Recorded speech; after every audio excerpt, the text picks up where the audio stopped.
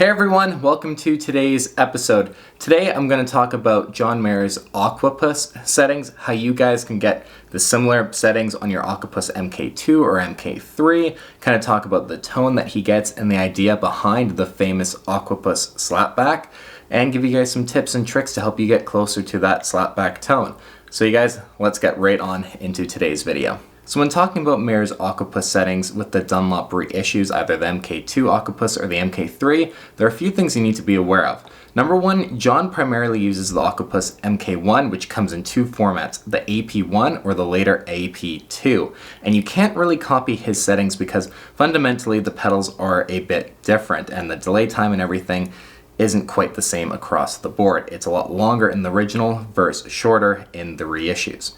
First, I'm going to show you guys why you can't just look at John Mayer's AP1 Octopus settings and copy it. So right now, I'm going to take my MK2 Octopus and change the settings just visually based on what John has for the MK1 AP1.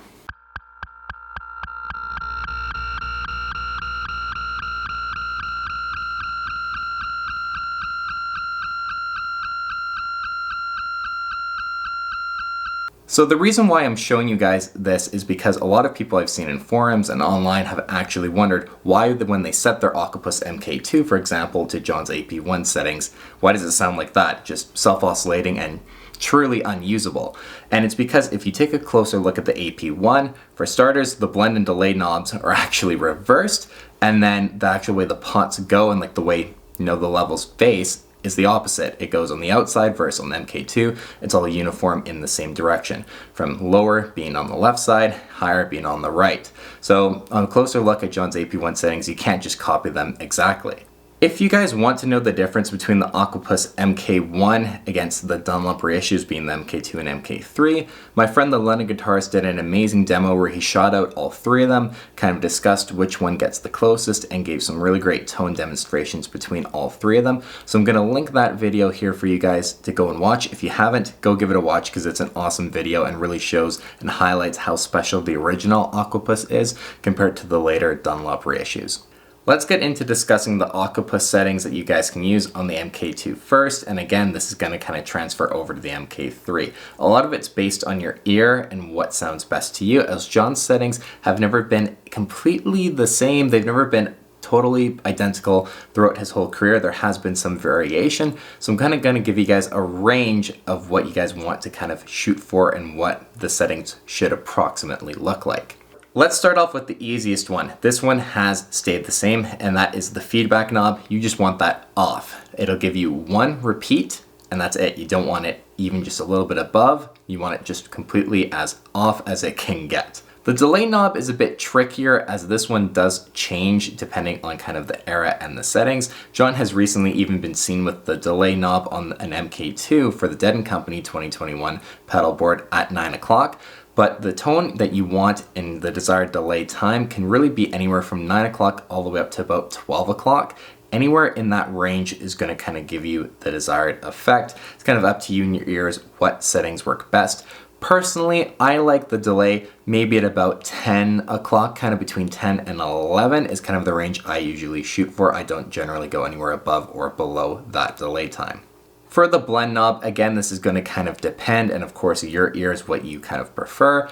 I like the blend knob at about 8:30, just kind of below 9 o'clock. Any less than that and you're not going to have enough of the mix. Any more than that and you're going to get too much delay in the effect and it's not going to blend properly.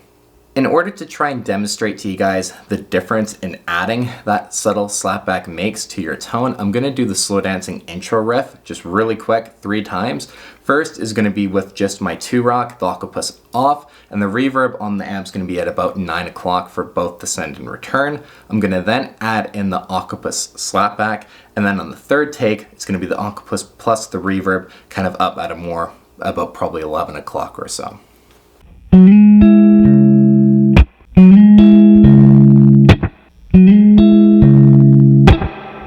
With the reverb back at about 9 o'clock on the amp, I'm going to just play a couple of muted notes, just first with the guitar into the amp, straight in, and then with the Octopus on, just to further kind of show you guys how there's not really a separate delay, it's more just an extension of your note is what you're trying to get.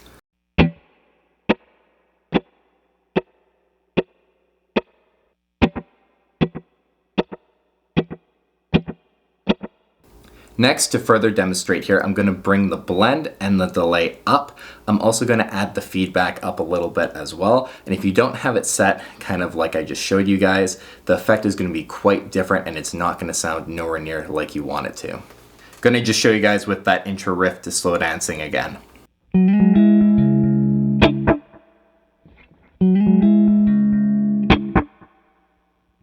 It's clearly not the desired effect when you can hear those multiple repeats, especially that one larger repeat with the blend higher up. It's fighting your sound, and if you add reverb, it's really going to be fighting the effect that you're trying to get. Now this is with the reverb up to about 11 o'clock again on both.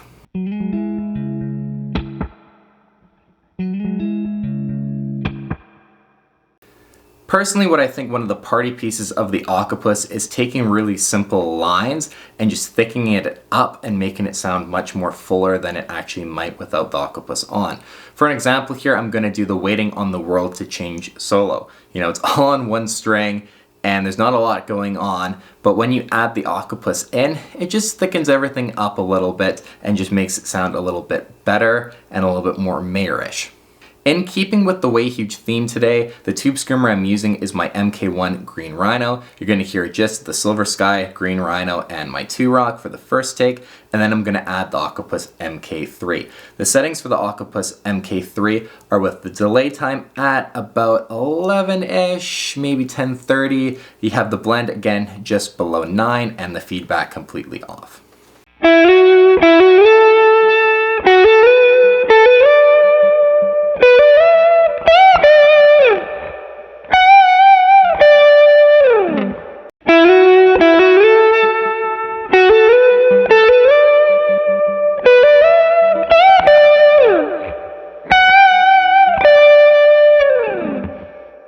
This kind of brings us to my final tip on the Octopus, and it's basically that there's no right or wrong time to use it.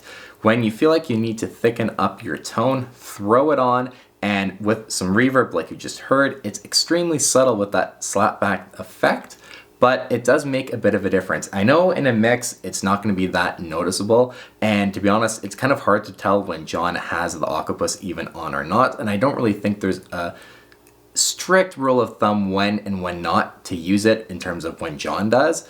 I think just when he kind of feels like he wants to thicken up his tone, he'll throw it on. You can definitely hear it a bit over Where the Light Is and some other performances, but you know, it's there if you need to thicken up your tone, and it's kind of a Mayer staple to have that slapback thickening your overall guitar sound.